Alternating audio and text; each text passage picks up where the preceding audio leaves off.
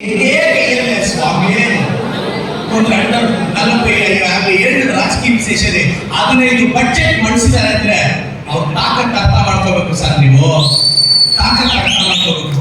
ಅಣ್ಣ ಬೂತಲ್ಲಿ ಹೋಗಿ ಹೇಳಿ ಕಾಂಗ್ರೆಸ್ ಪಾರ್ಟಿ ವೋಟ್ ಕೇಳಿ. ಅಣ್ಣ ಬಿಜೆಪಿ ಅವ್ರಿಗೆ ಏನಾದ್ರು ನೀವು ವೋಟ್ ಹಾಕಿದ್ರೆ ಅವ್ರು ಗ್ಯಾರಂಟಿಗಳು ನಿಲ್ಲಿಸ್ಬಿಡ್ತಾರೆ. ಮೊದಲೇ ಹೇಳ್ತಾ ಇದ್ದೀನಿ, ಗ್ಯಾರಂಟಿಗಳು ನಿಲ್ಲಿಸ್ತಾರೆ. ಇಲ್ಲಿ ನಿಲ್ಲೋತಿದ್ದಾರೆ, ಇಲ್ಲಿ ಬಿಜೆಪಿ ಒಬ್ಬರು ನಿಂತಿದ್ದಾರೆ. ಈ ನಮ್ಮೂರ ಕಡೆ ಡ್ರಾಮಾಗಳು ಮಾಡ್ತಾರೆ ಕರೆಕ್ಟ್ ಟೈಮಲ್ಲಿ.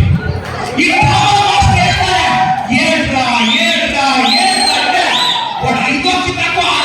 ಹೇಳ್ತೀನಿ ಅಣ್ಣ, ನೀವು ಹೇಳಿಸ್ತೆ ಕಣ್ಣೀರು ತೊಡ್ಸಿದಿಂದ ತೊಡ್ಸ್ಕೋಲ್ಲ.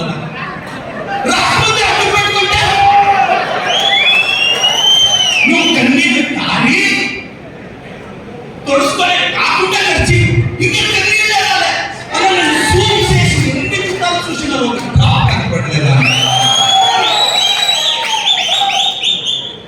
ನನಗೆ ಅನ್ನಿಸ್ತು, ನನಗೆ ಇವಾಗ ಕೂಡ ಅನ್ಕೊಂಡೆ ನಾನು ಸುಧಾಕರ್ ಬಗ್ಗೆ ಮಾತಾಡಬಾರ್ದು. ಅಣ್ಣ ಈ ದೇವಸ್ಥಾನ ಹಳೆ ನಂಬರ್ ಕಾಣಿಸಿದ್ರೆ ಎಲ್ಲ ಕಂಡಬಲ್ಲ. ಹಂಗೆ ಸುಧಾಕರ್ ಹೆಸರು ಎತ್ತಿದ್ರೆ ಅದು ಏನಾಗುತ್ತೆ ಅನ್ನೋದು ನನಗೆ ಗೊತ್ತಿಲ್ಲ. ನನಗೆ ಡಿಸೈಡ್ ಮಾತಾಡ್ಬೋದು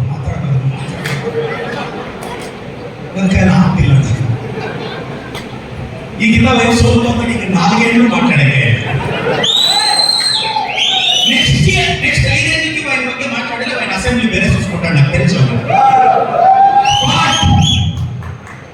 ಆ ಶಿಡ್ಲಘಟ್ಟ ಸರ್ಕಲ್ ಇಂದ 2.5 ಕಿಲೋಮೀಟರ್ ದೂರದಲ್ಲಿ ಅನಕನೂರು ಜೈಲು ಮುಂದೆ ನಿಂತ್ಕೊಂಡು ನುಗ್ಗದಲ್ಲಿ ರವಿ ಅಣ್ಣ, ಬಂಡಿ ವೆಂಕಟೇಶಣ್ಣ, ಪ್ರಕಾಶಣ್ಣ ನಾನು ಸುರಿಸಿದ ಕಣ್ಣೀರಿಗಿಂತ ದೊಡ್ಡದಲ್ಲ ಕಣ್ಣೀರಿನಿಂದ 10 ತಿಂಗಳು ಅಜ್ಞಾತವಾಸ ಅಂತಿದ್ರೆ 5 ವರ್ಷ 10ವರೆಯಿಂದ 5 ಗಂಟೆವರೆಗೂ ಕೋರ್ಟ್ಗಳು ಸುತ್ತಿ ಜೈಲಿಗೆ ಹೋಗಿ ಅರೆಸ್ಟ್ ಆಗಿ 22 ಕೇಸ್ ಹಾಕ್ಸ್ಕೊಂಡು ಏನಾಗುತ್ತೋ ಕೇಸ್ಗಳಿಗೋಸ್ಕರ ಲಾಯರ್ ಫೀಸ್ಗೋಸ್ಕರ ಎಷ್ಟು ಹೈಕೋರ್ಟ್ ಅಲ್ಲಿ ಕೇಸ್ ಕ್ರಾಶ್ ಹಾಕೊಂಡ್ರೆ ಅಭದ್ರತೆ ಏನಾಗುತ್ತೋ. ಮೇ 13ನೇ ತಾರೀಕು ಕೋವಿಡ್ ಅಲ್ಲಿ ತೀರೋದ ಸಾವಿರಾರು ಪೇಷಂಟ್ಸ್ಗೆ ಆತ್ಮಕ್ಕೆ ಶಾಂತಿ ಸಿಕ್ತು. ಯಾಕೆಂದ್ರೆ ಇಲ್ಲಿ ಚಿಕ್ಕಬಳ್ಳಾಪುರದಲ್ಲಿ ಒಬ್ಬರು ಸೋತರು, ನಾನು ಗೆದ್ದೆ. ನಾನು ಗೆದ್ದಿದ್ದೀನಿ. ಮೊನ್ನೆ ಅವ್ರ ನಾಮಿನೇಷನ್ ಅಲ್ಲಿ ಹೇಳೋದು 180 ಕೋಟಿ ತಂದಿದ್ದೀನಿ ಅಂತ ವ್ಯಾಕ್ಸಿನ್ ಹಾಕಿದ್ರು, ಹಾಕಿದ್ರು, ₹1 ತಂದಿಲ್ಲ ಅಂತ ಬೈತಾ ಇದ್ದಾರೆ.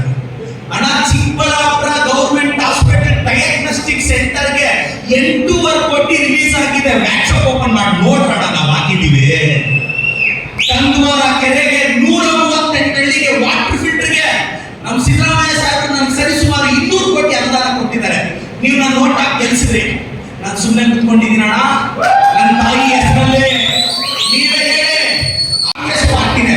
ಈ ಬಿಜೆಪಿ ಲಾಸ್ಟ್ ಅಲ್ಲಿ ಒಂದು ಸ್ವಲ್ಪ ಫಾಲ್ ಸೀಲಿಂಗ್ ಮಾಡಿ ಬಿಲ್ಡಪ್ ಕೊಟ್ರೆ ಅಣ್ಣ. ನಾವು ಪಾಯ ಹಾಕಿದ್ದು, ನಾವು ಬಿಲ್ಡಿಂಗ್ ಕಟ್ಟಿದ್ದು, ನಾವು ಪೇಂಟ್ ಹಾಕಿದ್ದು, ನಾವು ಸ್ವಲ್ಪ ಫಾಲ್ ಸೀಲಿಂಗ್ ಲೇಯರ್ ಹೇಳ್ಬಿಟ್ಟು ಬಿಜೆಪಿ ಅವ್ರು ಬಿಲ್ಡಪ್ ಕೊಟ್ಬಿಟ್ರೆ ಹೋಗ್ಬಂದಿವ ನಾವು. ಹೋಗ್ಲಿ, ನಾವು ಗ್ಯಾರಂಟಿ ಕೊಡ್ತೀವಿ ಅಂತ ಹೇಳಿದ್ವಿ. 2,000 ಕೊಡ್ತಿದೀವಿ, ಅಕ್ಕಿ ಕೊಡ್ತಿದೀವಿ, ಬಸ್ ಫ್ರೀ ಪ್ರಯಾಣ ಕೊಡ್ತಿದೀವಿ. ಅಕ್ಕ ಹೆಣ್ಮಕ್ಳಿಗೆ ಹೇಳ್ತಾ ಇದ್ದೇನೆ, ಮೊದಲು ಕೊಡೋದು ತಿಳಿದೆ, ಕೋಪು ಶಾಸ್ತ್ರ ಕೂತ್ರಿಟ್ಟು ಪದ ಹೊಂಟೆ, ಕಾಸು ಉಂಟಾಂಟೆ, ಇವ್ರಿಗೆ ಫ್ರೀ ಕೊಡೋದು ತಿಳಿದೆ, ಕೂತ್ರಿಟ್ಟಿಪ್ಪೋ ಕೊಡಿಕಿಟ್ಟಿಪ್ಪೋ ಮಾಡಿದ್ರು ಸುಸ್ಕೊಂಡ್ಬಿಟ್ಟೆ. ನೇನು ನೀ ಕೊಡಕೆ ರಾಣಿ ಸುಸ್ಕೊಂಡಾನೆ. ಈಗ ನಮ್ಮ ಕಾಂಗ್ರೆಸ್ ಪಕ್ಷಕ್ಕೆ ನೀವು ಮತ ಹಾಕಿದ ಕೇಂದ್ರದಲ್ಲಿ ಬರುತ್ತೆ 1 ಲಕ್ಷ ಒಂದು ಕುಟುಂಬದ ಗೃಹಿಣಿಗೆ ವರ್ಷಕ್ಕೆ ನಾವು ಕೊಡ್ತೀವಿ. ಇದು ಊರಲ್ಲಿ ಎಲ್ಲ ಇರಬೇಕು. SC OBC ರಿಸರ್ವೇಶನ್ ನಾವು 50% ಏರಿಸ್ತೀವಿ. ಇದು ನಮ್ಮ ಕಾಂಗ್ರೆಸ್ ಪಕ್ಷದ ಭರವಸೆ.